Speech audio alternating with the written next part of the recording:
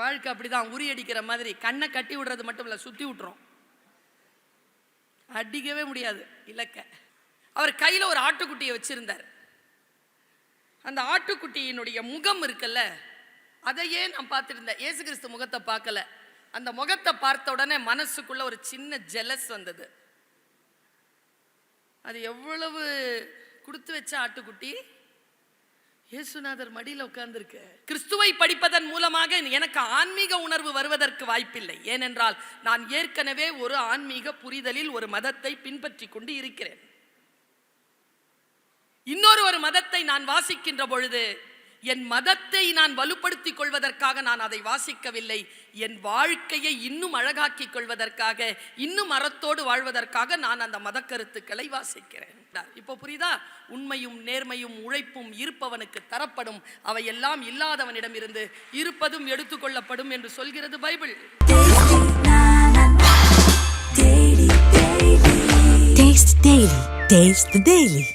மிக அழகான ஒரு தலைப்பு. 3 வேறு வேறு மதங்களை சார்ந்தவர்களை அழைத்து நீங்கள் சாராத வேறு மதங்களை பற்றி சொல்லுங்கள் என்று பணித்திருக்கிறது வாணியம்பாடி முத்தமிழ் மன்றம். நேற்று எனக்கு ஒரு எச்சரிக்கை குறிப்பை செயலர் அவர்கள் அனுப்பி வைத்தார்கள். மாற்று மதத்தை பற்றி தான் நீங்கள் பேச வேண்டுமே தவிர அந்த மதங்களை குறித்து எந்த மாற்று கருத்தையும் நீங்கள் சொல்லிவிடக்கூடாது என்கின்ற மிரட்டலை நேற்று செயலர் அவர்கள் எங்களுக்கு அனுப்பி வைத்தார்கள். கீழ்ப்படிந்த மாணவன் போல் மிகச்சரியாக பேசியிருக்கிறார் ஜெகத் கஸ்பர் அவர்கள். நான் யோசித்து பார்க்கிறேன். நான் இஸ்லாமிய மார்க்கத்தில் பிறந்தவள். எனக்கு கிறித்துவ சமுத்திரம் என்கின்ற தலைப்பை கொடுத்து பேச வைத்திருக்கிறார்கள். நான் சிறிய வயது முதல் இயேசுநாதரை பற்றிய நல்ல வார்த்தைகளை கேட்டு வளர்ந்தவள். பிதா சுத்த பரிசுத்த ஆவியின் பெயராலே என்று சொல்லிதான் நான் என் 8ஆம் வகுப்பு வரைக்கும் படித்திருக்கிறேன். என்னுடைய தந்தை, என்னுடைய தாயார் 2 பேரும் இயேசுநாதர் குறித்த மிக நல்ல விஷயங்களைத்தான் என்னுடைய சிந்தையிலே நான் இளமை பருவம் தொட்டு வளர்கின்ற பொழுது விதைத்திருக்கிறார்கள். இயேசுநாதர் நிச்சயமாக இந்த உலகத்திற்கு வருவார். அவர் வருவதை இந்த உலகம் பார்க்கும். 40 ஆண்டுகள் அவர் ஆட்சி செய்வார். அதற்கு பிறகுதான் இந்த உலகம் அழியும் என்று என் தாயார் என்னிடத்தில் சொன்னதை நான் நினைவு கூறுகிறேன். அப்போ நான் கேட்டேன், நான் காலேஜ் படிச்சுட்டு இருக்கும்போது கேட்டேன், அவர் போய் ஏதாவது ஒரு சவுத் ஆப்பிரிக்காவில் இறங்கிட்டாருன்னா மீசாப்பேட்டையில் இருக்கிற எனக்கு எப்படி தெரியும் அவர் வந்திருக்கிறாருன்னு அப்படின்னு கேட்டேன். அதுக்கு எங்கள் அம்மா தந்த பதில் என்ன தெரியுமா? இன்னைக்கு இருக்கிற சோஷியல் மீடியா சும்மா இருக்காது, அவர் எந்த ஊரில் இறங்கினாலும் மீசாப்பேட்டை வரைக்கும் கொண்டு வந்து அது சேர்த்துரும், நீ கவலைப்படாத என்று அம்மா சொன்னார். நம்பிக்கைகள், மத நம்பிக்கைகள் குழந்தைகளினுடைய மனதிலே பெற்றோர்களாலும் சுற்றுச்சூழலாலும் விதைக்கப்படுகின்றன. நேற்று நான் திருநின்றவூர் செல்லுகின்ற வழியில் ஒரு மசூதியை பார்த்தேன். அது மாலை நேர தொழுகை நடந்து கொண்டிருக்கக்கூடிய அந்த மசூதியில் கையில் பிள்ளைகளை வைத்துக்கொண்டு பல இந்து சகோதர சகோதரிகள் நின்று கொண்டிருந்தார்கள். எப்பொழுது அந்த தொழுகை முடியும், அவர்கள் வெளியில் வருகின்ற பொழுது அந்த மந்திர சொற்களை உச்சரித்த அந்த வாயிலிருந்து வரக்கூடிய அந்த காற்று தன்னுடைய குழந்தையின் நோயை தீர்க்கும் என்று இந்து மத சகோதரிகள் சகோதரர்கள் இன்றைக்கும் நம்பிக்கொண்டிருக்கக்கூடிய ஆன்மீக பூமியில் இஸ்லாமிய குலத்தில் பிறந்த நான் கிறித்துவை பற்றி பேசுவது ஒன்றும் ஆச்சரியமான விஷயமில்லை. ஆழ் மனதிலே நான் நம்பிக்கொண்டிருக்கின்ற விஷயங்களை தான் இப்பொழுது பேசப் போகிறேன். இயேசு யார்? இந்த இயேசு இன்றைக்கு என்ன தேதி? 2025ஆம் ஆண்டு 23ஆம் நாள் பிப்ரவரி மாதம். இதை எதை வைத்து குறிக்கிறோம் என்றால், இயேசு கிறிஸ்து பிறந்து இவ்வளவு நாள் ஆயிருக்கு. இதுதான் வரலாறு. நான் எங்கே யோசிக்கிறேன் என்றால், ஒரு டிரான்ஸ்ஃபர்மேஷன், ஒரு மிகப்பெரிய ஒரு புரட்சி, ஒரு சமூக மாற்றம். ஒரு குழந்தை பிறந்தவுடன், அந்த குழந்தை பிறப்பதற்கு முன், அந்த குழந்தை பிறப்பதற்கு பின் என்று இந்த உலகம் தன் வரலாற்றை மாற்றி அமைத்த ஒரு மாபெரும் மனிதரை பற்றி நான் இங்கே பேசிக்கொண்டிருக்கிறேன். பலருக்கு அவர் கடவுள். இவர்கள், இந்த மதம் சார்ந்தவர்கள், இந்த சமயம் சார்ந்தவர்கள் எப்படியான விஷயங்களை தன்னுடைய மத கோட்பாடுகளாக கொண்டிருக்கிறார்கள் என்கின்ற தேடல் நல்ல தமிழை ஆய்ந்து படிக்க தொடங்கியதற்கு பிறகு எனக்குள் முகிழ்த்தது. நான் பைபிளை எடுத்து வாசிக்கக்கூடிய வழக்கத்தை அதற்கு பின்னால் கொண்டு விட்டேன். வள்ளுவத்தை வாசிப்பது போல், தேவார திருப்பதிகங்களை வாசிப்பது போல், நாலாரிய திவ்ய பிரபந்தத்தையும் ராமாயணத்தையும் வாசிப்பது போல், சிற்றிலக்கியங்களை வாசிப்பது போல், சங்க இலக்கியங்கள் மற்றும் காப்பியங்களை வாசிப்பது போல், திருக்குரானை வாசிப்பது போல் நான் பைபிளையும் அதே மனநிலையில் நின்று வாசிக்கிறேன். பைபிளை வாசிப்பதற்கு கிறிஸ்துவாக போக வேண்டும் என்ற அவசியம் கிடையாது. நீங்கள் கிறிஸ்துவராக இல்லாமலேயே பைபிளை வாசித்துக் கொள்ளலாம். நான் ஒரு முறை ஒரு படத்தை பார்த்தேன். அந்த படம் எனக்கு ரொம்ப பிடிச்சிருந்தது. ஐயா சொன்னார்ல, இங்கே எல்லாம் முத்தெடுக்க போகிறார்கள்னு. எங்க அப்பா சொல்லுவார், ஐயா முத்தெடுக்கிறதுன்னு ஏன் இவங்க தலைப்பு போட்டாங்கன்னு நான் யோசிக்கிறேன். அந்த ஒரு படத்தை பார்த்தேன் என்று சொல்வதற்கு முன்னால் நான் இந்த கருத்தை சொல்லிவிட்டு அந்த படத்தை பற்றி சொல்லுகிறேன். நமக்கு ஏதேனும் பைபிளில் இருந்து, கிறிஸ்துவ அந்த மிகப்பெரிய சமுத்திரத்திலிருந்து நமக்கு ஏதேனும் கிடைக்கிறதா என்று பாருங்க. என்னுடைய அம்மா எனக்கு தாலாட்டு பாடினவங்க இல்லை, வந்திருக்காங்க. எங்கள் அப்பா ரொம்ப இனிமையாக பாடுவார். வாணியம்பாடிக்கு கூட வருவார், நிறைய முஷாயராக்கெல்லாம் வருவார். அப்பா நல்லா ரொம்ப இனிமையாக பாடும்போது அவர் ஒரு பாட்டு பாடுவார். அந்த பாட்டில் சூரஜுக்கோ धरती तरसे धरती को चंद्रमा, धरती को चंद्रमा, पानी में सीप जैसी प्यासी हर आत्मा, प्यासी हर आत्मा, बूंद छुपे किस बादल में कोई जाने नाன்னு ஒரு பாட்டு பாடுவார். அப்பா ரொம்ப இனிமையா பாடுவார். வெளிநடப்பு செய்கின்றவர்களை நீங்கள் வேடிக்கை பார்க்க அவசியம் இல்லை.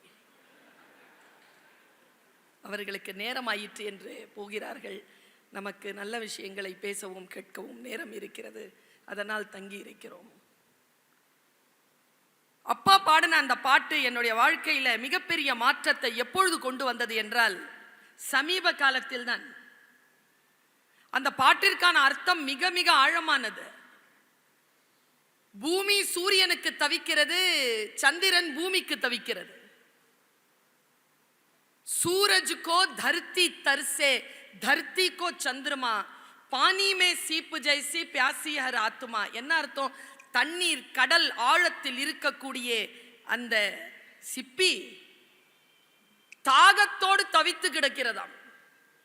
தாகத்தோடு தவித்து கிடக்கின்ற அந்த சிப்பியினுடைய தாகத்தை தணிக்கக்கூடிய துளி அந்த சாகரத்தில் இல்லை, அது வானத்தில் எங்கோ மேகத்தில் மழை துளியாக மறைந்திருக்கிறது. அது எப்பொழுது கீழே இறங்கி வருமோ, அந்த சிப்பியின் தாகத்தை தீர்ப்பதற்காக அதற்குள் போய் பொதிந்து கொள்ளுமோ, அப்பொழுது அந்த மழை துளி முத்தாக மாறுகிறது. அப்படித்தான் முத்து நமக்கு கிடைக்கிறது. தாகத்தோடு இருக்கக்கூடிய சிப்பிகள் அதற்குள் போய் சேரக்கூடிய ஒரு சொல், அது மாற்று மதத்தில் இருக்கிறதா என்று அந்த மதத்தை பின்பற்றாதவர்களிடம் கேட்டிருக்கிறது வாணியம்பாடி தமிழ் மன்றம். என்றால் இந்த உலகத்தில் மனித நேயத்தை விதைப்பதற்கு இதை விட மிகச் சிறப்பான முயற்சியை வேறு யாரும் செய்துவிட முடியாது என்கின்ற அடிப்படையான ஒரு பேருண்மையை வைத்து நான் சொல்லுகிறேன். நான் ஒரு படம் பார்த்தேன். அந்த படத்துல இயேசு கிறிஸ்து உட்கார்ந்திருக்கார். அது என்னன்னு தெரியல. இயேசு கிறிஸ்துவனுடைய படத்தை நீங்க பார்த்தீங்கன்னா அது ஒரு சாந்த சொரூபமா இருக்கும். அவருக்கு நேர்ல எப்படி இருந்தாருன்னு யாருக்கும் தெரியாது. ஒரு சாந்த சொரூபமா அவர் ஒரு பாறையில உட்கார்ந்து இருக்கார். அவருடைய ஆடையெல்லாம் அப்படி கீழே அப்படி கிடக்குது. அது ஒரு சின்ன ஒரு சட்டத்துக்குள்ள பார்த்த அந்த படத்தை. அவர் கையில ஒரு ஆட்டுக்குட்டியை வச்சிருந்தார். அந்த ஆட்டுக்குட்டியினுடைய முகம் இருக்குல்ல, அதையே நான் பார்த்துட்டு இருந்தேன். இயேசு கிறிஸ்து முகத்தை பார்க்கல. அந்த முகத்தை பார்த்த உடனே மனசுக்குள்ள ஒரு சின்ன ஜெலஸ் வந்தது. அது எவ்வளவு கொடுத்து வச்ச ஆட்டுக்குட்டி, இயேசுநாதர் மடியில் உட்கார்ந்துருக்கு. அவர் இப்படி பார்த்துருக்கார். அந்த குட்டியை பார்க்கல, அவர் வெளியில இப்படி பார்த்துட்டு இருக்கார். அவர் பார்வையில மேய்ச்சல் நிலத்துல நிறைய ஆடுகள் இருக்கு. நான் நேரா எங்க சென்ட் ஜான் ஸ்கூலுக்கு போயிட்டேன். அங்க உள்ள ஒரு ஃபாதர் இருப்பார். அவர் ரொம்ப பேரன்பானவர். அவர்கிட்ட போய் கேட்டேன், ஃபாதர் வாங்க ப்ரொஃபஸர். நான் கிண்டல் பண்ணார். வாங்க ப்ரொஃபஸர். ஃபாதர், கிறிஸ்துவா மாறக்கூடாது, கிறிஸ்டியனா மாறக்கூடாது, ஆனா மடியில அவர் மடியில உட்கார்ற ஆடா மாறணும். என்ன செய்யறது சொல்லுங்க? அவர் சொன்னார், எதுக்கு உனக்கு அந்த ஆசை? இல்ல, கிறிஸ்து மடியில உட்காரணும்னா, குருநாதர் மடியில உட்காரணும்னா எவ்வளவு பெரிய விஷயம். எவ்வளவு கொடுத்து வச்ச ஆடு அது. அது கொடுத்து வச்ச ஆடு இல்ல, சொல்ற பேச்சு கேட்காத ஆடு. அப்படின்னா அது ஏற்கனவே சொல்ற பேச்சு கேட்காம கீழே போய் விழுந்து காலை உடைச்சி வச்சிருக்குது. காலில் கட்டு போட்டு வச்சிருக்கிற அந்த ஆட்டை கீழே விட்டால் வழி தவறிடுமோன்னு நெருக்கத்தில் வச்சிருக்கார் குருநாதர். அதனால் நீ அவருடைய பேச்சை கேட்காத ஆடாக இருக்காதே, அவர் பார்வைக்கு உட்பட்ட மேய்ச்சல் நிலத்தில் இருக்கக்கூடிய ஆடாக இருக்க முயற்சி என்று அவர் சொன்னார். நான் இதிலிருந்து எடுத்துக்கொண்ட முத்து என்ன தெரியுமா? நான் ஒரு டீச்சர் தானே. யாரை பக்கத்தில் உட்கார வச்சிருக்கணும்னா, நல்லா படிக்கிற பிள்ளைங்களை இல்லை, யாரெல்லாம் ஃபெயிலாகிறதுக்கு தயாராக இருக்கிறாங்களோ அந்த பிள்ளைகளை நெருக்கத்தில் வச்சிருந்தோன்னா அந்த குழந்தைகள் வகுப்பிலே தேர்ச்சி பெறுவார்கள் என்கின்ற முத்தை எனக்கு தந்த ஒரு ஆன்மீக சிந்தனை. நீங்கள் எல்லாரும் கைத்தட்டுற அளவுக்கு ஒரு விஷயம் சொல்கிறேன். இப்போ இந்த 2024 ஜூலை முடிய நான் கல்லூரியில் ஆசிரியராக பணிபுரிந்து 25 ஆண்டுகளை நிறைவு செய்திருக்கிறேன். வெள்ளி விழா நாயகி நான் ஆசிரியராக. என் வகுப்பிலே ஒரு குழந்தை கூட தேர்ச்சி பெறாமல் போனது கிடையாது என்பதுதான் என்னுடைய வெற்றியின் ரகசியம். என் ஆசிரியர் மகாலிங்கம் அவர்கள் இந்த மேடையில் இருக்கிறார். நான் இதை தைரியமாக சொல்லலாம்.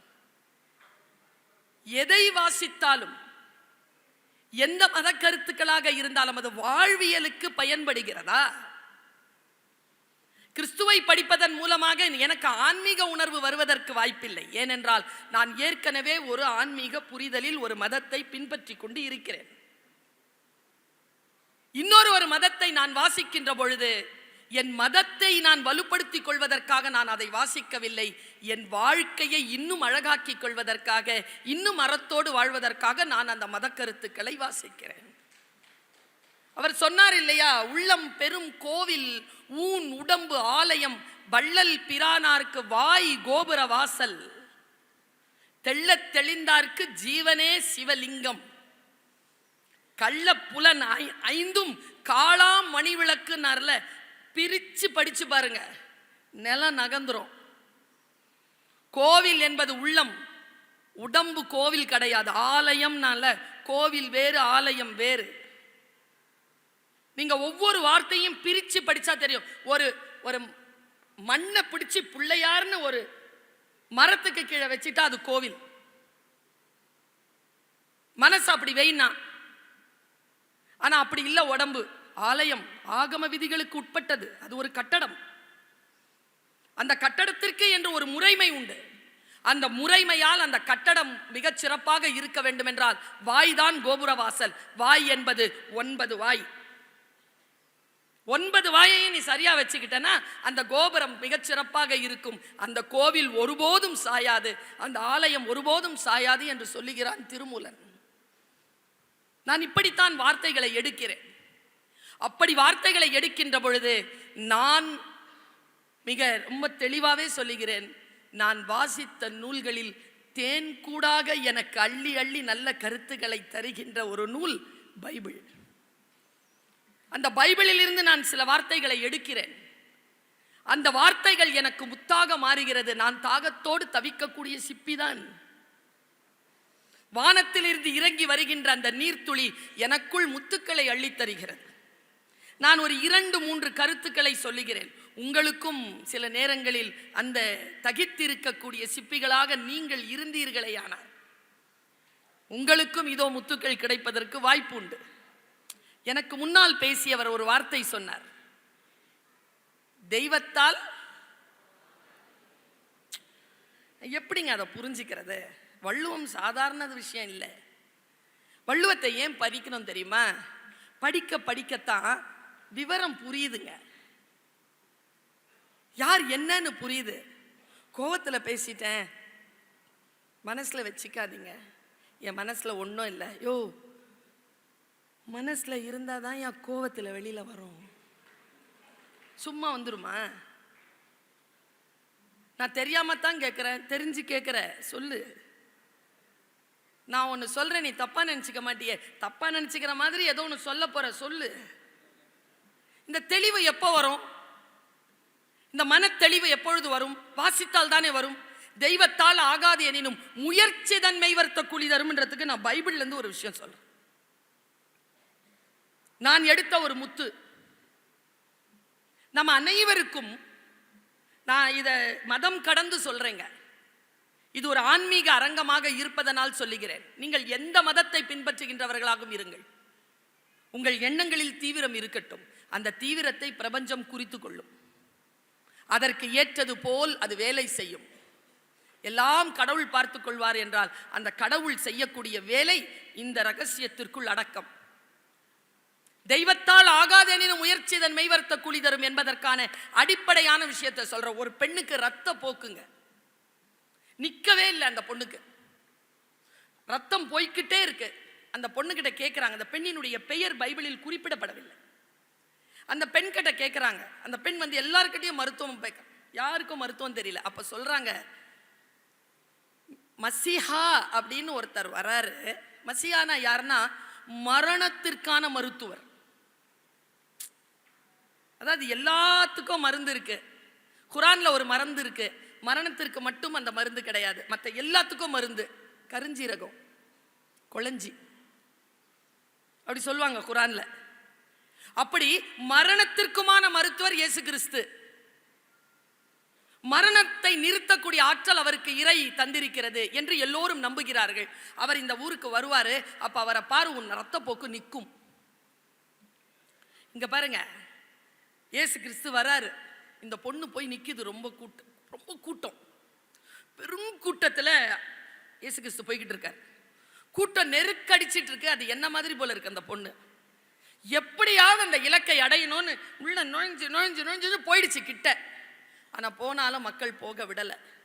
எட்டி, ஐயா நான் உங்களை பார்க்கதாயா வந்திருக்கேன்னு போகிறாங்க. அவங்க அங்கி மட்டும் இருக்கு. அந்த அங்கியை பிடிச்சிருச்சு அந்த அம்மா. கூட்டம் ஐயாவை தள்ளிட்டு போயிருச்சு. ஏசு ஐயாவை தள்ளிட்டு போயிடுச்சு. அந்த பிடிச்ச பொண்ணு கையில இருந்து துணி நழுவிருச்சு. அது கூட்டத்தில் அப்படியே நிக்குது. நின்று திரும்பி வருது. ஏசையாவை பார்க்க முடியல, திரும்பி வருது. இப்ப பைபிள்ல இயேசு பேசுகிறார். இதுதான் மெட்டீரியல். என்ன பேசுறார் தெரியுமா? பக்கத்துல இருக்கவங்க கிட்ட கேட்டார், யார் என்னை தொட்டது? கூட இருக்கிறவங்க சொன்னாங்க, ஆயிரக்கணக்கானவர்கள் உங்களை தொட்டு கொண்டு வருகிறார்கள். யார் என்று சொல்லுவது ஆண்டவரே? இல்லை, யாரோ ஒருவர் விசுவாசத்துடன் என்னை தொட்டார், என் உடம்பில் இருந்து வல்லமை புறப்பட்டதுன்னார். தெய்வத்தால் ஆகாதெனினும் முயற்சிதன் மெய்வர்த்த கூலி தரும். நான் பாருங்க, அவன் நம்பினால அவர் உடம்புல இருந்த வந்துருச்சு வெளியில. அவர் யோசிக்கல, அவர் தரணும்னு நினைக்கல. தெய்வத்தால ஒண்ணுமே இல்லை, அவர் பாட்டுக்கு நடந்துகிட்டு இருக்கார். ஆனால் போய் அவ விசுவாசத்துடன் பிடிச்சால, பிடிச்ச உடனே வல்லமை புறப்பட்டது. இப்படி சொல்கிறது. கேன்சருக்கு எதுங்க மருத்துவம்? நம்பிக்கை என்கிறதுங்க ஆழமான மருத்துவம். ஆழமாக நினை, உனக்கு குணமாகும் என்று நீ நினை. இந்த நினைவு இருக்கு இல்லையா, இந்த விசுவாசத்தை பலப்படுத்துகிறது கிறிஸ்துவ நூல். நாம எல்லாருமே அருட்கொடையாளர்கள் நிறைய பேர் இருக்காங்க. நான் இந்த வாணியம்பாடி முத்தமிழ் மன்ற விழாவை பார்க்கிறேன். நான் ஜெகத் சார் கிட்டையும் சொன்னேன், சார் நான் +2 முடிச்சு ஃபர்ஸ்ட் இயர்லேருந்து வரேங்க. ஒரு மண்டபம் போட்டிருப்பாங்க, எல்லாம் மணல் இருக்கும், நடந்து அப்படி வந்து ஏறி, பின்னால் ஃபேன் இருக்கும், சில நேரங்களில் ஃபேன் இருக்காது. ஆனாலும் தவம். வாணியம்பாடி முத்தமிழ் மன்றத்துக்கு வருவது என்பது நம்ம போடுற கையெழுத்து. இருக்கிறோம் உலகத்தில், உயிரோட இலக்கிய உலகத்தில் இருக்கிறோன்னா வாணியம்பாடி முத்தமிழ் மன்றத்தில் ஒரு கையெழுத்து போடணும். வருஷம் தொடர்ந்து 3 வருஷம் போடலன்னா வீட்டில் போய் விசாரிக்கணும், என்னையாச்சு, ஏன் வரலன்னு. ஏன்னா அந்த மாதிரியான ஒரு விழா, எங்கள் முகவரியான விழா. அந்த விழா இன்றைக்கு ஒரு குளிரூட்டப்பட்ட அரங்கத்தில் நடந்து கொண்டிருக்கிறது என்கின்ற பொழுது நான் இப்படி யோசிக்கிறேன். பிரகாசம் அவர்களிடத்திலும் சண்முகம் அவர்களிடத்திலும் இந்த உறுப்பினர்களிடத்திலும் நான் சொல்லுகிறேன், யாரோ ஒருவர் கொடையாளர் இதை கொடுத்திருக்கிறார். இன்னும் சில ஆண்டுகளில் வாணியம்பாடி முத்தமிழ் மன்றத்திற்கு என்றே இத்தகைய அரங்கம் சொந்தமாக அமைய வேண்டும் என்று நான் இறைவனை பிரார்த்திக்கிறேன். அதற்கான விஷயங்கள் கைகூடும் என்பதனையும் சொல்லுகிறேன். பாருங்க, ஒரே செய்திதான். யார் கொடையாளர்கள்? யார் கொடையாளர்கள்? பணக்காரங்களா? பணக்காரங்களாம் கொடையாளர்கள் நினைக்கிறீங்களா? கிடையாது. யார் மனக்காரர்களோ அவர்கள்தான் கொடையாளர். அள்ளி கொடுக்கிறவன் இல்லையா கொடையாளர்? கையில வந்த உடனே அள்ளி கொடுக்குறாங்கல்ல, வள்ளல்ன்றவன் கிடையாது. நான் சொல்றேன் யார் வள்ளல்னு. வலிக்க வலிக்க எவன் ஒரு கிள்ளி கொடுக்குறானோ அவன்தான் கொடையாளன். அவனுக்கு வலிக்கணும், கொடுக்கும்போது வலிக்கணும். 5000 ரூபாய் தான் இருக்கு, அதிலிருந்து ஒரு 1000 ரூபாய் எடுத்து கொடுக்கறதுக்கு வலிக்கும். ஒரு செய்தி சொல்றேன். முந்தானத்து தான் முத்தொள்ளாயிரம் நடத்திட்டு இருந்தேன். சிபி சக்கரவர்த்தி பற்றி ஒரு குறிப்பை, சோழன் பற்றிய குறிப்பை முத்தொள்ளாயிரம் இப்படி பேசுது. நம்ம வரலாறுகளை, இலக்கியங்களை இத்தகைய அரங்கங்களில் பேசிதான் பாதுகாத்துக் கொண்டிருக்கிறோம் என்பதனை மனதில் கொள்ளுங்கள். ஒரு 4 நாளைக்கு முன்னால ஒரு குழந்தை வந்து சொன்னா, நான் ஜப்பான் நாட்டு மன்னனா நடிச்சேன். அப்படியா? சாங் சுங் சிங் அவன் பேரு. சரி, என்னவா நடிச்சேன்? அவன் மடியில் ஒரு புறா விழுந்துரும், அவன் புறாவை எடுத்து தொடையில் இந்த சதை அறுத்து அவன் துளால வச்சு கொடுப்பான். யாரு? ஜப்பான் நாட்டு அரசன். அது ஜப்பான் நாட்டு அரசன் இல்லை, நம்ம சோழ நாட்டு அரசன், நம்ம சிபி சக்கரவர்த்தி. அவங்க இப்படி எடுத்துக்கிட்டாங்க. 2004ஆம் ஆண்டு நம்முடைய தமிழ் 1000 ஆண்டுகள் புகழ் பெற்றது என்பதனை சொல்லுவதற்காக அளிக்கப்பட்ட தரவுகளில் ஒன்று முத்தொள்ளாயிரம். 41 இலக்கியங்களில் முத்தொள்ளாயிரம் உண்டு. முத்தொள்ளாயிரத்தை எழுதிய ஆசிரியர் யார் என்றே தெரியாது, அவ்வளவு பழமையானது. அந்த முத்தொள்ளாயிரத்தில் சிபி தன் தொடையில் இருந்து சதையை அறுத்து தந்தான் என்று அந்த முத்தொள்ளாயிரம் ஆசிரியர் சொல்லுகிறானே, அதுக்கு 2 வார்த்தை போட்டா மிரண்டு போனேங்க. நான் எத்தனையோ நாளாக படிக்கிறேன். இந்த சபையில் தான் பேசப்பட்டது. ஒரு காலகட்டத்தில் நாம் படிக்கின்ற வார்த்தை வயது ஆக ஆக அனுபவம் கூட கூட வார்த்தைகளுக்கான விளக்கம் மாறுகிறது, டெஃபினிஷன் மாறுதுங்க. 20 வயசுல சரின்னு பட்டது 40 வயசுல தப்புன்னு படுதுங்க. 40 வயசுல சரின்னு பட்டது 60 வயசுல தப்புன்னு படுதுங்க. சில நேரங்களில் 20 வயசு தப்புன்னு பட்டது 40 வயசுல சரின்னு படுது. டெஃபினிஷன் மாறுது இல்ல. அவன் சொல்றான், சிபி சக்கரவர்த்தி சதையை அறுத்து கொடுத்தானே, அது கொடை வீரமா இல்லை படை வீரமான்னு கேட்கிறாங்க. கொடை ஒரு பொருளை எடுத்து தருவதற்கு வீரம் இருக்கணுங்க. வீரம் இல்லைன்னா பாக்கெட்ல இந்த காசை எடுத்து அடுத்தவங்களுக்கு கொடுக்க முடியாது. வீரர்களால் மட்டுமே கொடையாளர்களாக இருக்க முடியும். இவன் அறுத்து தந்தானே, சதையை அறுத்தானே, படையை சந்திக்கிறானே, அதனால் வந்ததா? இது என்ன? இது மன திட்பம் இல்லாமல் கொடை தன்மை நடப்பதற்கு வாய்ப்பே கிடையாது. கொடையாளர்களாக ஒருவர் இருக்கிறார் என்றால் நல்லா தெரிஞ்சுக்கோங்க, கொடையாளர்கள் வீரர்கள். இது வீரம் சார்ந்த மண், இது வீரம் சார்ந்த மண். நான் படிக்கிறேங்க. ஒருத்தர் ரோட்ல நிற்கிறாரு, தமிழர் ஒருத்தர், ஆஸ்திரேலியாவில் ஒருத்தன் கார் ஜீப் ஓட்டிட்டு போயிருக்கான். 5 மணி ஆச்சு, ஜீப்பை நிறுத்தியிருக்கான். இல்லை, எனக்கு அவசரமாக இருக்கு, நீங்கள் என்னை விட்டுட்டு போனால் நான் செத்துருவேன். யாரும் என்கிட்ட இல்லை, என்கிட்ட ஜிபிஎஸ் கிடையாது, எங்கே நான் போகிறது தெரியாது, என்னை கொண்டு போய் விடு. எவ்வளோ தூரம் இருக்குது? 5 கிலோமீட்டர். சரி உட்காருன்ட்டான். வண்டி ஓட்டிட்டு கொண்டு போய் பார்க் பண்ணிவிட்டு யார் நீன்னு கேட்டேன். நான் ஒரு ராணுவ வீரன்ட்டு அவனை விட்டுட்டு ட்ராப் பண்ணிட்டு அவன் அப்படி வண்டியை திருப்பினான் பாருங்க. இந்த கையில் இந்த ஷால் விழுந்திருக்கு கீழே, இங்க கை கட்டாயி ரத்தம் போய்கிட்டு இருக்கு, அந்த கை மடியில் இருக்கு. ஓட்டிட்டு வந்தவன் ராணுவ வீரன் ஆஸ்பத்திரிக்கு போகும்போது நின்று அவனை போய் டிராப் பண்ணிட்டு போயிருக்கான். அவன் வீரன். யார் வீரர்கள்? மன திட்பம் கொண்டவர்கள் தான் வீரர்கள். நான் பைபிளில் இருந்து ஒன்று சொல்லுகிறேன். ஜீசஸ் கிளம்புறார், சபை கட்டணம் இருக்கு. இந்த வாணியம்பாடியில் இந்த மாதிரி ஒரு பில்டிங் கட்டணும்னு நான் சொன்னேன்ல, அந்த ஆசையில சொல்றேன். போறார், எல்லார்கிட்ட இருந்து காசு கலெக்ட் பண்றார். கலெக்ட் பண்ணும் பொழுது ஒரு ஐஸ்வர்யவான், அப்பொழுதுதான் பைபிளில் இந்த வாசகம் வருது, ஊசியின் காதுகளில் ஒட்டகம் நுழைந்தாலும் நுழையுமே தவிர ஒருபோதும் ஐஸ்வர்யவான் சொர்க்கத்தின் வாசலுக்குள் நுழைவதில்லை. ஏன் இந்த வார்த்தை வந்துச்சு உள்ள? நான் ஒரு முத்தெடுத்து கொடுக்கிறேன் உங்களுக்கு. என்ன வார்த்தை இது? ஏன் ஐஸ்வர்யவான்கள் உள்ளே போக முடியாது என்று சொல்கிறது பைபிள்? காசு படைத்தவர்களை பாவி என்கிறதா? இல்லை. விஷயத்தை பாருங்க எப்படி இருக்கு, நுட்பம் பாருங்க எப்படி இருக்கு. போறாங்க, எல்லாரும் காசு கொடுக்கறாங்க. அன்னைக்கு மத்தியானம் லஞ்ச், இயேசு கிறிஸ்து ஒரு வயதான பெண் வீட்டுக்கு போறார். இந்த ஐஸ்வர்யவான் மரத்து மேல ஏறி நின்று பார்க்கிறார், இந்த ஆள் எங்க போறாருன்னு. அவர் போனவர் ஒரு ஏழை பாட்டி வீட்டுக்கு போறார். அங்க பழையதை சாப்பிடுறார். சாப்பிட்டு திரும்பி வரும்போது ஐஸ்வர்யவாயின் கேட்கிறான், நல்லா தெரிஞ்சுக்கோங்க, நீ சம்பாதித்த அத்தனையையும் நீ செய்தாலும், நீ கொடுத்தாலும், அன்னதானம் கொடுத்தாலும், அன்பு உனக்கு இராவிட்டால் ஏதும் இல்லை என்கிறது பைபிள். கொரிந்தியர். அன்பு சகலத்தையும் தாங்கும், சகலத்தையும் சகிக்கும், சகலத்தையும் நம்பும், சகலத்தையும் விசுவாசிக்கும். அன்புக்கு பொறாமை இல்லை, அன்பு தற்புகழ்ச்சியை நாடாது, அன்பு சத்தியத்தில் சந்தோஷப்படும், அன்பு அநியாயத்தில் ஒருபோதும் சந்தோஷப்படாது என்கின்ற ஸ்டேட்மெண்ட் பைபிள்ல இருக்கு. கொரிந்தியர் 2:13 அதிகாரம். ஐஸ்வர்யவான் கேட்கிறான், நான் 100 ரூபாய் கொடுத்தேன், நான் 100 ரூபாய் கொடுத்தேன். பாருங்க, உபனிஷதத்தில் இந்த வார்த்தை வருது. ரிஷிபங்கனுக்கு அளிக்கப்பட்ட மிகப்பெரிய அறிவுரை என்ன தெரியுமா? ஒருவன் எல்லாவற்றையும் அன்னதானத்தை கொடுத்தாலும் அவனுக்கு சொர்க்கம் கிடையாது. ஏனென்றால் சொர்க்கம் கிடைக்கும் என்பதற்காக அவன் அன்னதானம் தந்தான். இப்படி சொல்கிறது உபனிஷதம். பைபிள் என்ன சொல்லுது பாருங்க. நான் 100 ரூபாய் கொடுத்தேன், என் வீட்டில் சாப்பாடு இருக்கு, நீங்க வரல, அவன் 1 ரூபா தான் கொடுத்தா, அந்த பெண் வீட்டுக்கு போய் சாப்பிட்டீங்க. இயேசு கிறிஸ்து பதில் பாருங்க. தலைவருங்க அவங்கெல்லாம், they are leaders.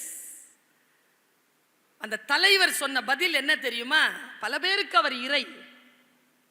மிகச்சிறப்பாக தன்னுடைய 33 வருஷம் தாங்க வாழ்ந்தார். 29 வருஷம் வரைக்கும் ஒரு கார்பெண்டருங்க. 4 வருஷம் தான் களத்துல போராடினார், கொலை உண்டார். இல்ல, கொன்னுட்டார். அந்த 3 வருஷத்தில் அவர் செஞ்சது என்ன? அவர் சொல்றார், நீ 100 ரூபாய் கொடுத்த, உண்மைதான். அவ 1 ரூபா கொடுத்த, உண்மைதான். என்ன வித்தியாசம் தெரியுமா? நீ உன்கிட்ட இருந்ததுல 100 ரூபா கொடுத்த, அவ தங்கிட்ட இருந்தது எல்லாத்தையும் சேர்த்து 1 ரூபாவா கொடுத்த. கொடை எது? கொடை எது? ஒருத்தங்களுக்கு கொடுக்கும் போது எப்படி கொடுக்கணும்? அந்த மனம் எப்படி இருக்க வேண்டும்? இந்த மனம் இருக்கு இல்லையா, இந்த மனதிற்கு விளக்கம் தருகிறது பைபிள். நான் யோசிக்கிறேன்னா,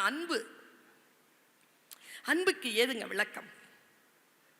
ஆர்வலர் புன்கண்ணீர் பூசல் தரும்னா வள்ளுவன். அங்க தானே போய் நிற்க வேண்டியிருக்கு. நான் இப்படி சொல்றேன், முஸ்லிம்களுக்கெல்லாம் குரான் வேதம், கிறிஸ்துவர்களுக்கெல்லாம் பைபிள் வேதம், இந்துக்களுக்கெல்லாம் உபநிடதங்களும், தமிழில் இருக்கக்கூடிய சைவ சமய பேரிலக்கியங்களும் அவர்களுக்கான நம்பிக்கை நூல்கள். ஆனால் நம் ஒட்டுமொத்த தமிழர்களுக்கு ஒரே வேதம் தான். அந்த வேதத்திற்கு பெயர் திருக்குறள். நம் அடையாளம் அது. எங்க போனாலும் அவங்ககிட்ட தான் போய் நிற்க வேண்டியதா இருக்கு. எங்க போனாலும் அங்கதான் நிற்க வேண்டியதா இருக்கு. தீயினால் சுட்ட புண். அப்புறம் எங்க தெரியுமா நுட்பமா படிக்கணும்? காலம் போக போக நுட்பம் வருதுன்னு பாருங்க. ஆறாது அப்படின்னு சொன்னாலும் பரவாயில்ல. தீயினால் சுட்ட புண் உள்ளாரும் ஆறாதே. அவன் தான் வள்ளுவன். அதான் கவிதை. ஆறாதே நாவினால் சுட்டவள் தன்னெஞ்சறிவது பொய்யற்க பொய்த்த பின் தன்னெஞ்சே தன்னை சுடும். இந்த ஏகாரத்துக்கு பொருள் உண்டு, அந்த நீட்சிக்கு பொருள் உண்டு. வாழ்க்கை நுட்பங்களால் ஆனதுதான், டீட்டெயிலிங்ல இருக்கிறது தான் வாழ்க்கை. அந்த டீட்டெயிலிங்கை நம்ம புரிஞ்சுக்கிறது. அதனால தான் அவர் சொன்னார், நிறைய பேருக்கு வழிபாடு செய்ய தெரிகிறதே தவிர சமயம் சொல்லுகின்ற கொள்கைகளும் அதனுடைய உட்பொருளும் ஞானமும் புரிவதே இல்லை என்று சொன்னார். What is submission? சரணாகதி என்பது என்ன? அன்பு செலுத்துதல் என்றால் என்ன? விழிப்புணர்வோடு இருத்தல் என்ற அன்பு செலுத்துதல். உங்க ஏரியால ஒரு எழுத்தாளர் இருக்கார், அழகிய பெரியவன் அவருக்கு பேரு. என்னை கேட்டா, நான் பல நூல்களை வாசிச்சுக்கிட்டே இருக்கும் பொழுது அவர் எழுதுகின்ற இலக்கியங்கள் எல்லாம் சாகித்ய அகாடமியும் ஞானபீட விருதுகளும் கிடைக்க வேண்டிய அவ்வளவு தகுதி பெற்ற நூல்களை தான் அவர் எழுதுகிறார். பிரமாதமான புத்தகங்கள் எல்லாம். அவரை சந்திக்க போயிருந்த பொழுது ஒரு முறை அப்படி உட்கார்ந்துட்டு என்கிட்ட, அவர் கடவுள் நம்பிக்கையெல்லாம் அவருக்கு பெருசா இல்லை. அண்ணா அன்பு பத்தி ஏதாவது சொல்லுங்க, அன்பு பத்தி சொல்லுங்கன்னு இப்படி கண்ணை உயர்த்தி பார்க்குற மனுஷன் கண்ணில் கண்ணீர், கண் கலங்குது அவருக்கு. அந்த சொல்லே அவன் தானே எங்க எழுத்தாளர். சொல் என்ன? பேனாவில் முனையில் இருந்தா வருகிறது, இல்லை அங்கிருந்து வருகிறது. தெய்வ வள்ளுவன் வான்மறை தந்ததும்னா பாரதி. நல்ல சொற்கள் இங்கிருந்து வராது, அங்கிருந்து வரும். அதனால்தான் வேதங்கள் எல்லாம் வானத்தில் இருந்து வந்தது, வானத்தில் இருந்து வந்தது, வானத்தில் இருந்து வந்ததுன்னு ஏன் சொல்றோம்? அவர் கண் கலங்கி அவர் சொன்னார், பா,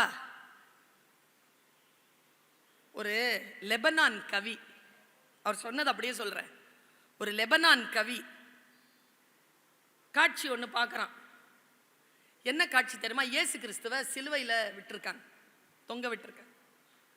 கீழேந்து பார்க்குறான் பாவன். நல்லா தெரிஞ்சுக்கோங்க, எல்லா கவிஞர்களும் நாம் பார்க்கின்ற பார்வையைத்தான் கவிஞர்கள் வித்தியாசமாக பார்க்கிறார்கள்.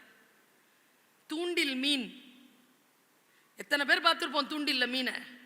தூண்டில் மீன் கவிஞன் மட்டும்தான் பார்க்கிறான். அதன் கண்களில் விடை பெற்று கொண்டது நதி. கவிஞனால் மட்டும்தான் அதை பார்க்க முடியும். பெருங்கடலை அசைத்துக் கொண்டிருக்கிறது மீன் குஞ்சின் சின்ன துடுப்பு. மீன் குஞ்சு நீந்திக்கிட்டு இருக்கிறத நம்ம எல்லாரும் தான் பார்க்கிறோம். ஆனால் நான் மீன் குஞ்சு தான், சின்ன துடுப்பு தான், ஆனால் நான் அசைத்துக் கொண்டிருப்பது பெருங்கடலை. இப்படி பார்க்க முடியும் கவிஞனால். கடைசியிலையும் உதிர்த்த பிறகு நிலவை சூடிக்கொள்கிறது மரம்.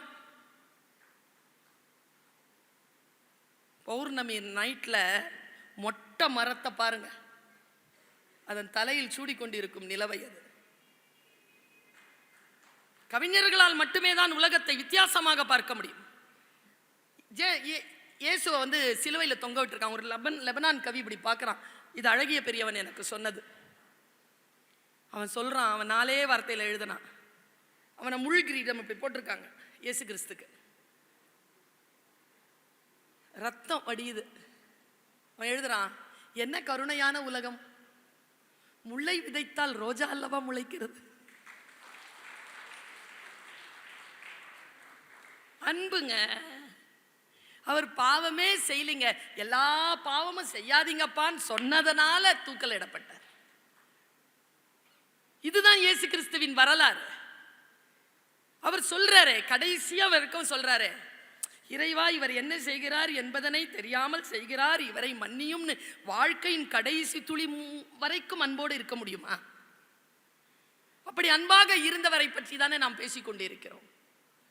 அன்புதான், சகலமும் அன்புதான். பாருங்க, நான் ஒரு சின்ன விஷயத்தோட நான் முடிக்கிறேன்.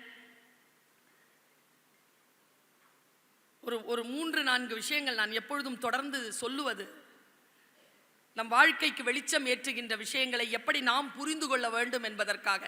இளைஞர்கள் நிறைய பேர் வந்திருக்கிறீர்கள், அதனால் இதை நான் சொல்லுகிறேன். காது இருக்கின்றவர்கள் கேட்க கடவீர்கள் அப்படின்னு ஒரு வார்த்தை இருக்கு. அது என்ன வார்த்தை? அது நான் உள்ள போறேன், எனக்கு அந்த பைபிள் வார்த்தைகள் எல்லாம் ஒண்ணுக்கு பின்னால ஒண்ணு விளக்கம் கொடுத்துக்கிட்டே இருக்கு. உள்ளவனுக்கு தரப்படும், இல்லாதவனிடம் இருந்து இருப்பதும் எடுத்துக்கொள்ளப்படும். அது எப்படி? இல்லாதவனுக்கு தானே யா கொடுக்கணும், உள்ளவனுக்கு தரப்படுமா? இல்லாதவனிடம் இருந்து இருப்பதும் எடுத்துக்கொள்ளப்படும். அது எப்படி நியாயம்? நான் வாசிக்கிறேன். ஒருத்தர் வெளியில போகும்போது ஒருத்தர்கிட்ட 4 காசு, ஒருத்தங்கிட்ட 2 காசு, ஒருத்தங்கிட்ட 1 காசு கொடுத்துட்டு, நான் வரத்துக்கு ஒரு 6 மாசம் ஆகும், இந்த காசை வச்சுட்டு ஏதாவது ஒரு உருப்படியா பண்ணி வைங்க, வந்தா கணக்கு கேட்பேன்ட்டு போயிட்டார். 6 மாசம் கழிச்சு வந்தார். 4 காசு கொடுத்தவன் அதை 8ஆக்கி வச்சிருந்தான் பிசினஸ் பண்ணி. கொஞ்சம் தான் கொடுத்தேன், எல்லாவற்றையும் சிறப்பாக்கி இரட்டிப்பாக்கி வைத்திருக்கிறார். சகல விஷயங்களுக்கும் உன்னை நான் அதிகாரி ஆக்குகிறேன். 2 காசு கொடுத்தவன் 4 ஆக்கியிருக்கான். இன்னும் சிறிதாக கொடுத்தேன், அதையும் இரட்டிப்பாக்க வைத்திருக்கிறாய். உன்னை சகல விஷயங்களுக்கும் உன்னை அதிகாரி ஆக்குவேன். நம்மாள் ஒத்த காசு எங்கப்பா இரு, நேரா போய் அந்த ஒத்த காசை எடுத்துட்டு இருந்த கையில கொடுத்துட்டு, இங்க பாரு 1 ரூபா கொடுத்துட்டு திரும்பி வருவேன், கணக்கு சொல்லணும்னு சொன்னேன். கோவக்காரன், நான் இதை ஏதாவது செஞ்சுட்டு உன் கோவத்துக்கு எதுக்கு ஆளாகணும், இருந்தா உன் காசை வச்சுக்கோன்னு. அப்போ ஆண்டவர் சொன்னார், உன் சோம்பேறித்தனத்தை முன்வைத்து நீ உழைக்காமல், நீ ஒன்றும் செய்யாமல் கொடுத்த முதலீட்டை புதைத்து வைத்துவிட்டு அதையே திருப்பி தருகிறாயா? அதை திருப்பி தருகின்ற பொழுது என் கோபத்தை வேற அதை பொருண்மையாக முன்வைக்கிறாயா? கொண்டு வா என்று அவன் இடம் இருந்த 1 ரூபாயையும் பறித்து கொண்டார். இப்போ புரியுதா? உண்மையும் நேர்மையும் உழைப்பும் இருப்பவனுக்கு தரப்படும், அவையெல்லாம் இல்லாதவனிடம் இருந்து இருப்பதும் எடுத்துக்கொள்ளப்படும் என்று சொல்கிறது பைபிள். இதெல்லாம் பைபிள்ல வரக்கூடிய விஷயங்கள். ரொம்ப சூட்சுமமான ஒரு விஷயத்தை சொல்றேன், ரொம்ப சூட்சுமம். இதை நமக்கு புரியறதுக்கு, விதைக்க தெரிந்த ஒருவன் விதைகளை எடுத்துக்கொண்டு விதைக்க புறப்பட்டான். என்ன வார்த்தை பாருங்க, விதைக்க தெரிந்த ஒருவன் விதைகளை எடுத்துக்கொண்டு விதைக்க புறப்பட்டான். எல்லாம் சரியா இருக்கு, ஒரு தப்பும் கிடையாது. முதல் வார்த்தை தொடங்குது, மார்க், காது இருக்கின்றவர்கள் கேட்க கடவீர்கள். டே அப்பா, எவ்வளவு தடவை சொல்லியிருப்போம் நம்ம பிள்ளைங்க கிட்ட, என் சொல்ற பேச்ச கேளுடா, சொல்ற பேச்ச கேளுடா. என் தம்பி பத்ரி கிட்ட எவ்வளோ நாள் சொல்லியிருப்பேன், சொல்ற பேச்சு கேளுப்பா, சொல்ற பேச்சு கேளுப்பா. காது இருக்கின்றவர்கள் கேட்க கடவீர்கள். கேள். விதைக்க தெரிந்த ஒருவன், நான் சொல்ற விதைகள் விதைகள் அல்ல, உங்கள் வாழ்க்கை, உங்கள் எண்ணங்கள், உங்கள் முயற்சிகள், அவை வழியில் சிந்தின. சில விதைகள் வழியில் சிந்தின, பறவைகள் பட்சித்து போட்டன. சில விதைகள் பாறையில் விழுந்தன, பாறையில் மண் இல்லாத காரணத்தினால் ஆழமாக விதைக்கப்படவில்லை, அவை முளைத்தன, வெயில் பட்டு கருகின. எங்க விதைக்கணும்? பாறையிலையா போட்ட? மூன்றாவது, சில விதைகள் முட்களில் விழுந்தன, அவை நெருக்கடித்து இல்லாமலாயின. சில விதைகள் நல்ல நிலங்களில் விழுந்தன, அவை 30ஆகவும் 60ஆகவும் 100ஆகவும் போகமளித்தன. காது இருக்கின்றவர்கள் கேட்க கடவீர்கள். எங்க விதைக்கணுமா அங்க விதைங்க, எங்க முயற்சியில் ஈடுபட வேண்டுமா அந்த முயற்சியில் ஈடுபடுங்கள், வீணாக வேண்டாம் என்று சொல்கிறது பைபிள். நமக்கு கிடைத்த இன்னொரு முத்து. யூத் நிறைய பேர் வந்திருக்கிறீங்க. இந்த ஒரு விஷயத்தை மட்டும் நான் உங்கள் வருங்கால நன்மைக்காக சொல்ல, டீச்சர்ல ஆசுனா குற்றம், இரிதல்னா களைதல், குற்றங்களை களைபவர்கள் ஆசிரியர். ஆயத்தமாக இருங்கள்னு ஒரு வாசகம் இருக்குங்க பைபிள்ல.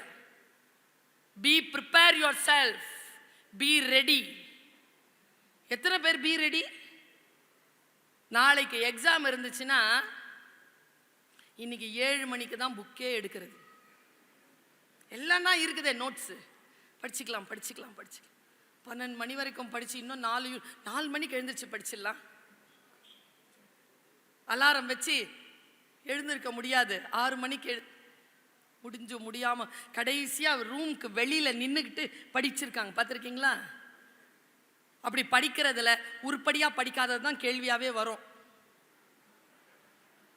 வாழ்க்கை அப்படிதான், உரி அடிக்கிற மாதிரி. கண்ணை கட்டி விடுறது மட்டும் இல்ல, சுத்தி விட்டுரும், அடிக்கவே முடியாது இலக்க. சொல்லுது பாருங்க பைபிள். உண்மையாவே சொல்றேங்க, அது ஒரு சமுத்திரம். சமுத்திரம். நீங்கள் இறங்கி முத்தெடுக்கணும். மீன் பிடிச்சிட்டு போயிடக்கூடாது. மீன் பிடித்து கொண்டும் போகலாம், ஒருவேளை உணவு தானே மீன். முத்து வாழ்க்கைக்குமான செல்வம் இல்லையா? வாழ்க்கைக்குமான செல்வத்தை சொல்கிறேன் பாருங்க. ஆயத்தமாக இருங்கள்னு அசிரீரி ஒண்ணு வருதுங்க காதல. கன்னிமார்கள் தூங்கிக் கொண்டிருக்கிறார்கள். ஆயத்தமாக இருங்கள், உங்கள் மணாளன் வந்து விட்டார். கடவுடன் எந்திரிக்கிறாங்க. பைபிளை படிச்சீங்கன்னா அவ்வளவு ருசியா இருக்குங்க. அந்த பகுதிகள் எல்லாம் படிச்சீங்கன்னா கீழே வைக்கவே முடியாது. ஒரு மர்ம நாவலை படிக்கிற மாதிரி இருக்கும். வந்துட்டார். இந்த 10 கன்னிமார்கள் இருந்தாங்க போல, அத்தனையே எந்திரிச்சிருச்சு. ஓ போலாம் போலாம். அதுல புத்திசாலி கன்னிமார்கள், வார்த்தைக்கு பாருங்க, யூத். புத்திசாலி கன்னிமார்கள் எப்போ வருவார்னு நேரம் சொல்லல. போய் நிப்போம், லேட் ஆயிடுச்சுன்னா இருட்டாயிடுமே, தீப்பந்தங்களை எடுத்துக்கொண்டார்கள்.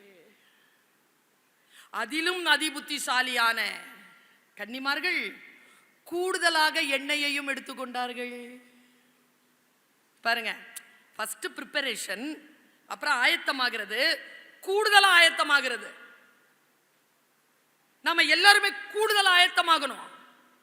வாழ்நாட்களுக்குள்ள சாவரத்துக்குள்ள இந்த விஷயம் பண்ணி முடிக்கணும்னா 75 வருஷம் ஆகும். ஒரு வேலையை பண்ணணும்னா 35 வருஷத்துல முடிக்கணும்னா 40 ஆண்டுகளை நீ சேகரிக்க வேண்டும் என்றால் நீ கூடுதல் ஆயத்தமாக வேலை செய்ய வேண்டும்.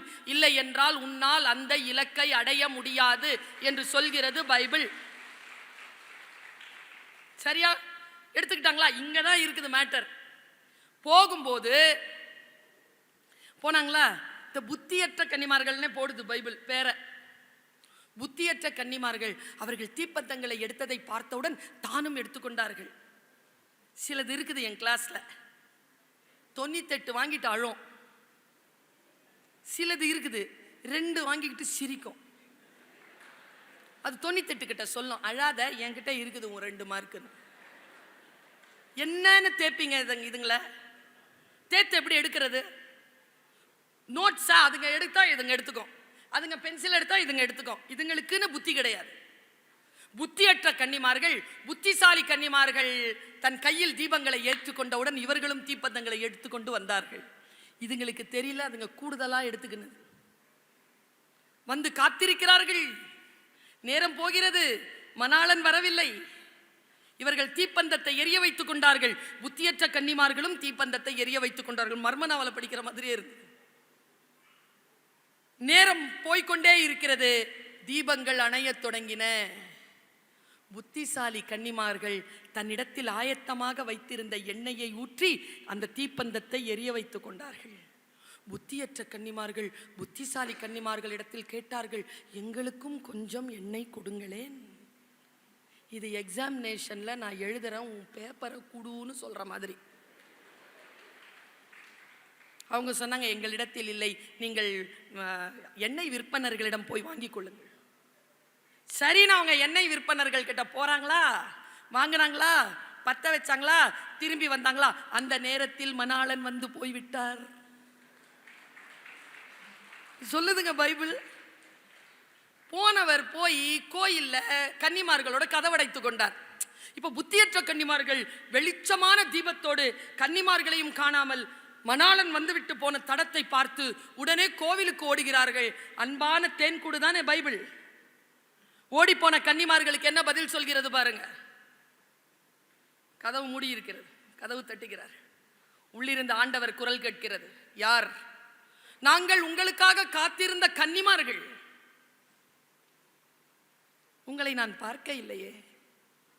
நாங்கள் காத்திருந்தோம், நீங்கள் யார் என்று எனக்கு தெரியாது. நாங்கள் தீபத்தோடு திரும்பி வந்திருக்கிறோம். நான் தான் சொன்னேனே, நீங்கள் யார் என்று எனக்கு தெரியாது, நீங்கள் திரும்பி போங்கள். மணாளனை பார்க்காமலேயே புத்தியற்ற கன்னிமார்கள் திரும்பி போனார்கள் என்று பைபிள் சொல்லுகிறது. வாழ்க்கை ஒரு முறைதான் வாய்ப்பை கொடுக்கும். அந்த வாய்ப்பை மிகச் சரியாக பயன்படுத்திக் கொள்ள வேண்டும். You cannot step the river twice. உன் காலில் படுகின்ற நீர் இன்னொரு முறை உன் காலில் படுவதற்கு வாய்ப்பே கிடையாது. So stay alert. Stay alert. Be aware. இப்படி சொல்லுகின்ற இந்த மிகப்பெரிய தேன்கூடான அந்த பைபிளில் உங்களிடத்தில் இன்னும் 1 மணி நேரம் பேசுவதற்கான பொறுமையோடு தான் வந்தேன். உங்களுக்கு பசிப்பது போல் எனக்கும் பசிக்கிறது என்கின்ற காரணத்தினால் செயலாளர் கை காட்டுகிறார். வாணியம்பாடி வந்து மத்தியானம் பசி நேரத்தில்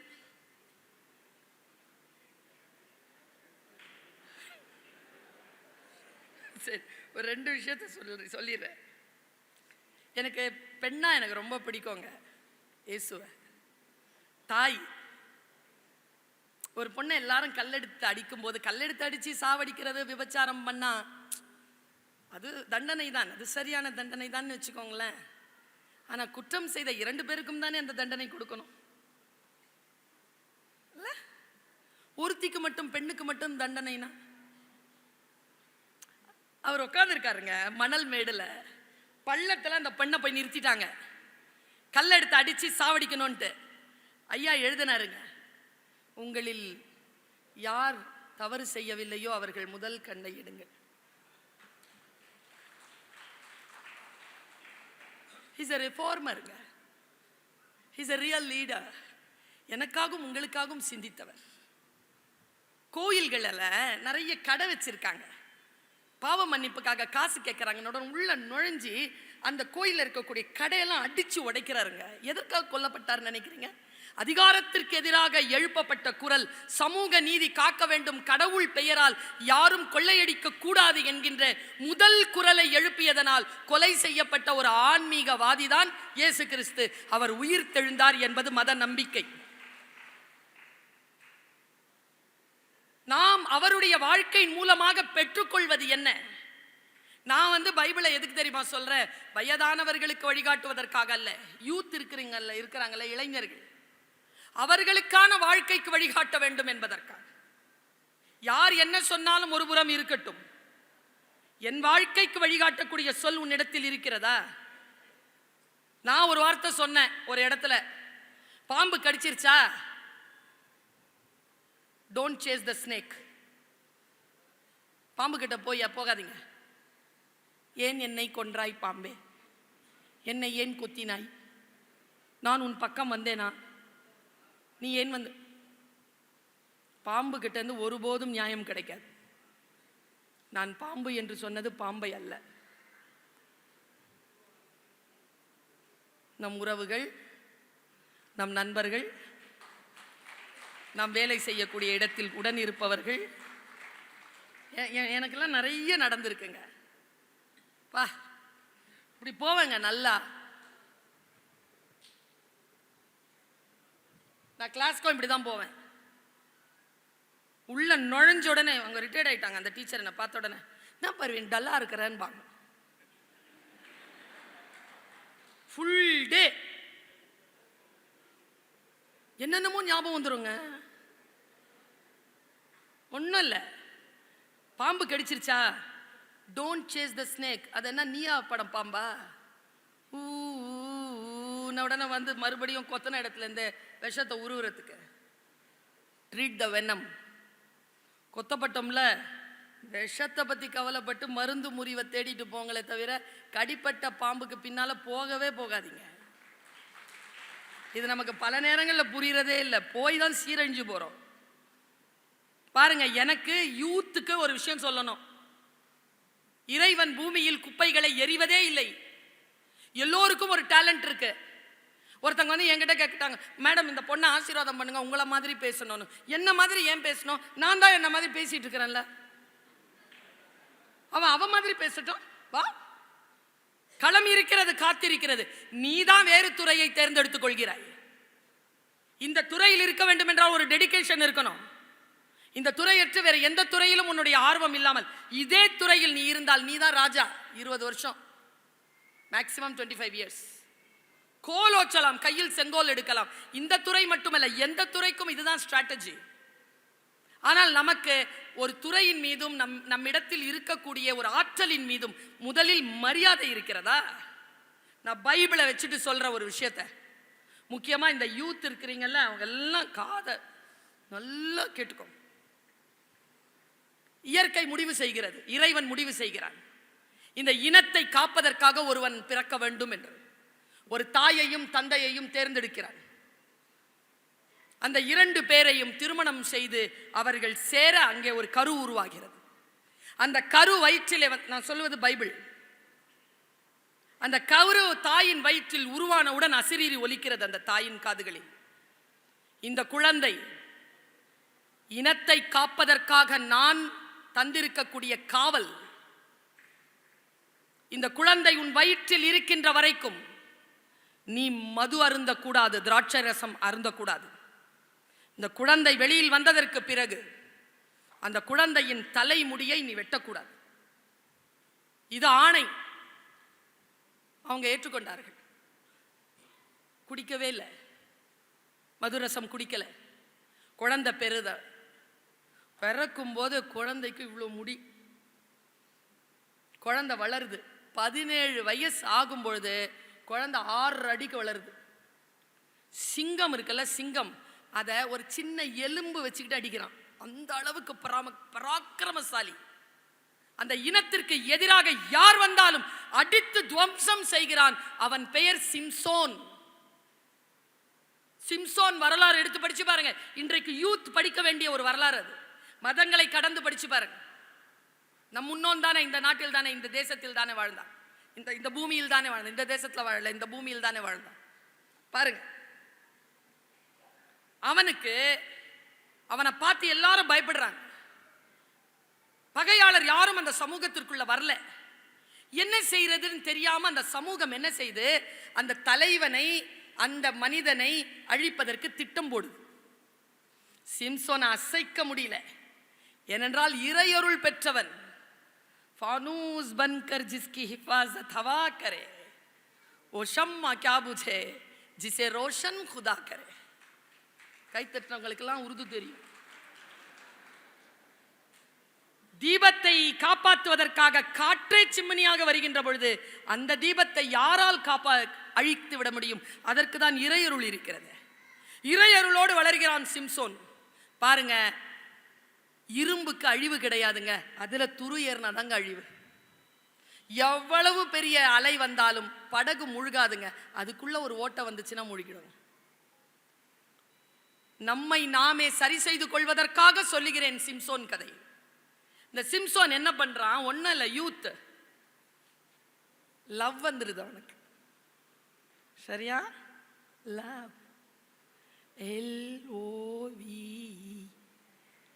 பா வந்துருச்சா? இவன் யாரை லவ் பண்ணானோ அந்த பொண்ணு இவனை லவ் பண்ணல. அடுத்தது வந்தது சோகம். இந்த இளைஞர்களுக்கு இருக்கிற திமிர் இருக்குல்ல, சோகம் வந்தா உடனே என்ன செய்வீங்க?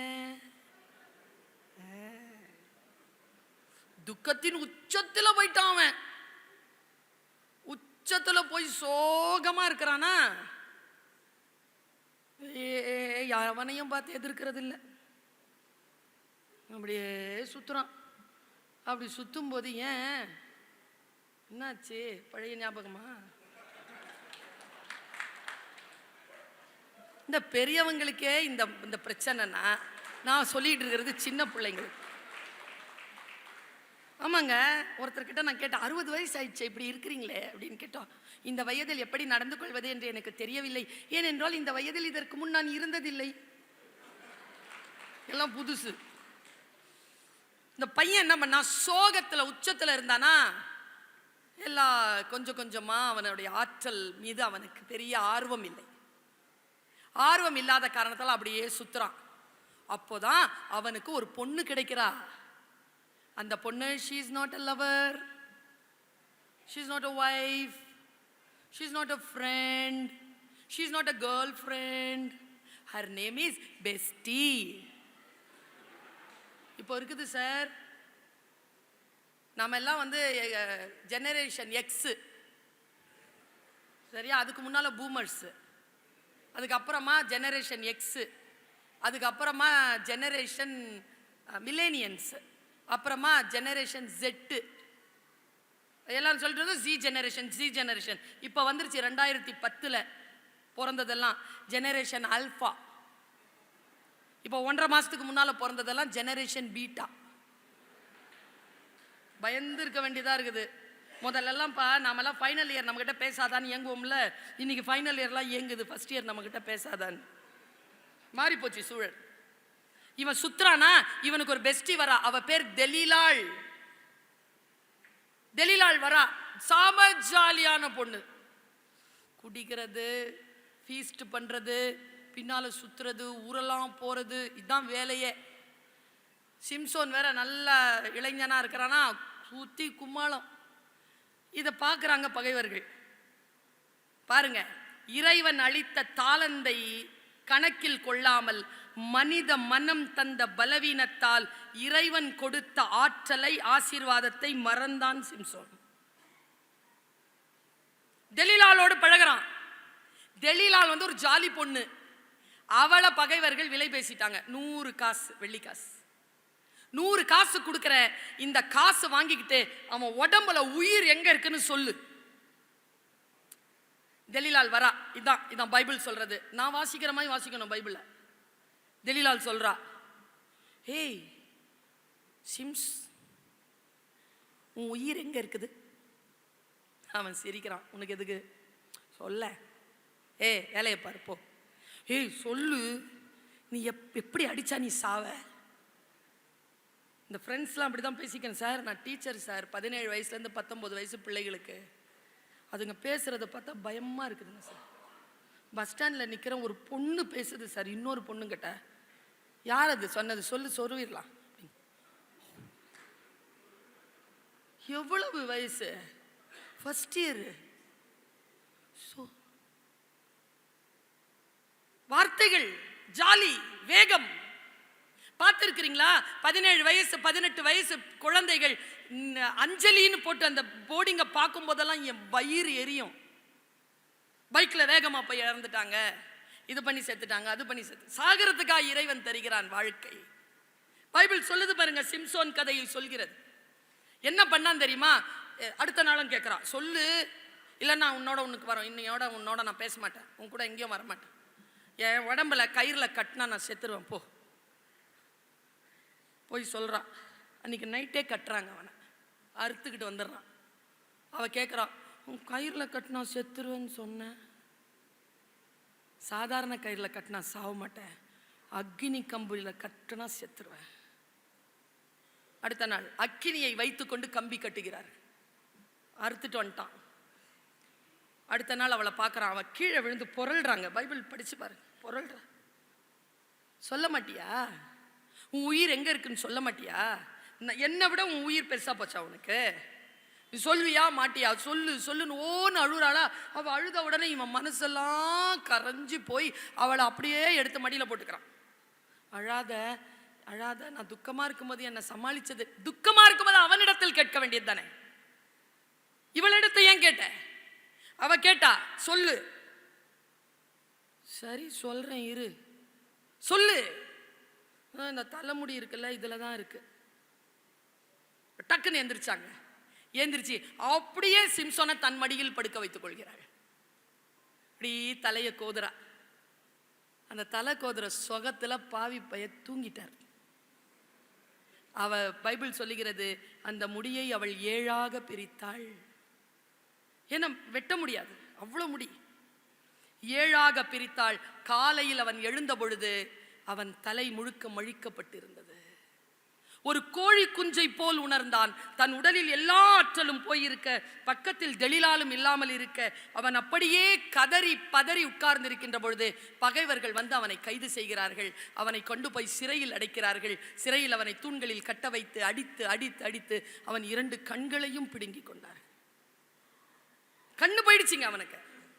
அவனை கொண்டு போய் சிறையில் உட்கார்ந்து அழுறான். கடவுளே, மன்னிச்சிரு மன்னிச்சிரு மன்னிச்சிரு. இளைஞர்களுக்கு சொல்லுகிறேன், நீங்கள் தவறு செய்தால் பெரியவர்கள் உங்களை மன்னிப்பார்கள். மீண்டும் தலையில் முடி முளைக்கிறது. ஆனால் நீங்கள் பிழை செய்திருந்தீர்கள் என்றால் அந்த பிழைகள் உங்களை மன்னிப்பதில்லையே. கண்கள் எப்படி முளைக்கும்? கண்கள் முளைக்கல. முடி மட்டும் முளைஞ்சி அவன் ஆர்ப்பரிக்கிறான், மறுபடியும் கொண்டு வந்து கட்டுறாங்க. பாருங்கங்க, அவன் அப்படியே பிடிச்சு இழுக்கிறான் பாருங்க. அந்த பெரிய கூடாரமாக இருந்த சிறைச்சாலை, 10,000த்திற்கும் மேற்பட்ட குற்றவாளிகள் இருந்த அந்த சிறைச்சாலையை அவன் அப்படியே பிடித்து தன் பராக்கிரமத்தால் அப்படியே அழிச்சு அந்த கூரை மேல் இடிந்து விழ அவனும் செத்து போகிறான். பைபிள் இப்படி முடிக்கிறது அந்த வரலாறை. சிம்சோன் உயிரோடு இருந்த பொழுது அழிந்த குற்றவாளிகளை விட அவன் இறந்த போது அவனோடு சேர்ந்து இறந்த குற்றவாளிகள் அநேகம் என்று சொல்லி முடிக்கிறது. நான் ஒன்று சொல்லுகிறேன், இறப்பதற்காய் இறைவன் இப்படிப்பட்ட வாழ்க்கையை தந்தான். தாயாக இருக்கட்டும், தந்தையாக இருக்கட்டும், எந்த விதமான வாழ்க்கையில் ஆசீர்வாதமாக இருக்கட்டும், அந்த ஆசீர்வாதத்தை இந்த ஆங்கில வார்த்தையின் மூலமாக நான் குறிப்பிடுகிறேன். Don't take for granted. அப்பா தானே எல்லாம் பண்ணிடுவார், அம்மா தானே எல்லாம் பண்ணிடுவாங்க, விஷயம் தான் எல்லாம் வந்துடும், நான் தானே நாளைக்கு பார்த்துக்கலாம். அந்த பணிவும் அந்த அன்பும் அந்த அறிவாற்றலும் இருந்தால் மட்டும்தான் இறை அருள் நிலைக்கும். இறைவன் எந்த நோக்கத்தோடு நம்மை பிறக்க வைத்தானோ அந்த நோக்கத்தை முழுமை செய்துவிட்டு தான் அவனை சேர வேண்டுமே தவிர, மற்றபடி இடையில் விபத்துகளாலோ ஆபத்துகளாலோ நம்மை நாமே இழந்துவிடக் கூடாது என்கின்ற முத்தை பைபிள் தருகிறது. இன்னும் இருக்கிறது. அடுத்த முறை வாய்ப்பு இருந்தால் மீண்டும் அதை பேசுவோம். நன்றி, வணக்கம்.